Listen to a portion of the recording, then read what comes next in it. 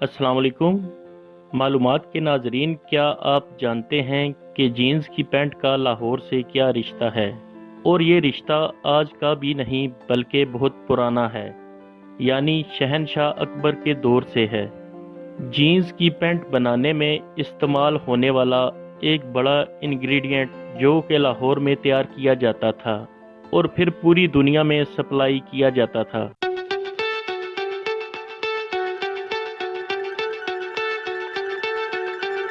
नाजरीन, पूरी दुनिया में जीन्स की पैंट बनाने में इस्तेमाल किया जाने वाला नीला रंग यानी नील शहनशाह अकबर के दौर में लाहौर में बनाया जाता था।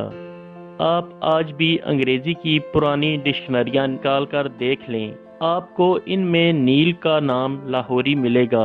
अंग्रेज इस जमाने में नील को लाहौरी कहते थे। ये रंग बाद अज़ां इंडिया की मुनासबत से इंडिगो बन गया।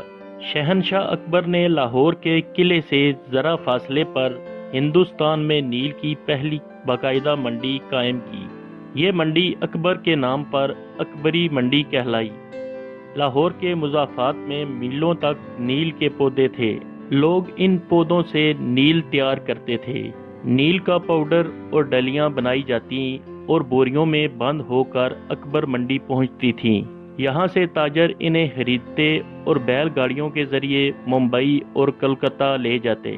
वहाँ से इन्हें फ्रांसीसी और इटालियन ताजर खरीदते और ये नील जिनोवा पहुँचता। जिनोवा इटली का शहर है और इसके करीब ही फ्रांस का शहर डीनम वाक़या है, जहाँ पर कपड़ा बुनने की हजारों खड़ियाँ लगी हुई थीं, जिन पर मोटा सूती कपड़ा बुना जाता, जिसको सर्ज कहा जाता था, और फिर इस कपड़े को जिनोवा लाया जाता और जिनोवा के अंग्रेज इस कपड़े पर लाहौर का नील चढ़ाते थे। यह नीला कपड़ा दर्जियों के पास पहुंचता। दर्जी इससे मजदूरों, मिस्त्रियों और फैक्ट्री वर्कर्स के लिए पतलूने सीते थे। वो पतलूने बाद अज़ां जिनोवा शहर की वजह से जीन्स कहलाने लगी। जीन्स पतलूने मशहूर हो गईं तो डीनम शहर के ताजरों ने अपने कपड़े को डीनेम कहना शुरू कर दिया।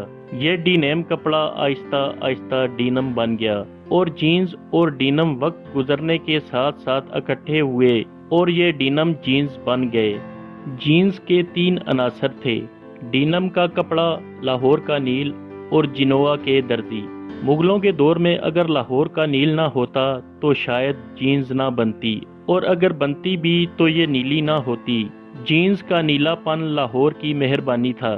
फ्रांसीसी, इटालियन, पुर्तगाली और जर्मन नील के लिए हिंदुस्तान आते थे, जबकि बरतानवी अफ्यून और नील के लिए यहाँ आए।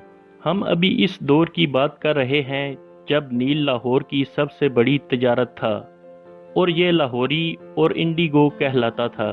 फिर लाहौर के नील को नज़र लग गई। मुगलों ने नील पर टैक्स लगा दिया। यूरोप ने मसनूई रंग इजाद कर लिए और ईस्ट इंडिया कंपनी ने फ्रांसीसियों, इटालियन और पुर्तगालियों को मार भगाया और यूं नील की सनत ज़वाल पजीर हो गई। लाहौर के शहरी आज भी रंगबाज कहलाते हैं। लाहौरियों को ये खिताब मुंबई और कोलकाता के ताजरों ने दिया था। हिंदुस्तान में इस वक्त फारसी जुबान राइज थी।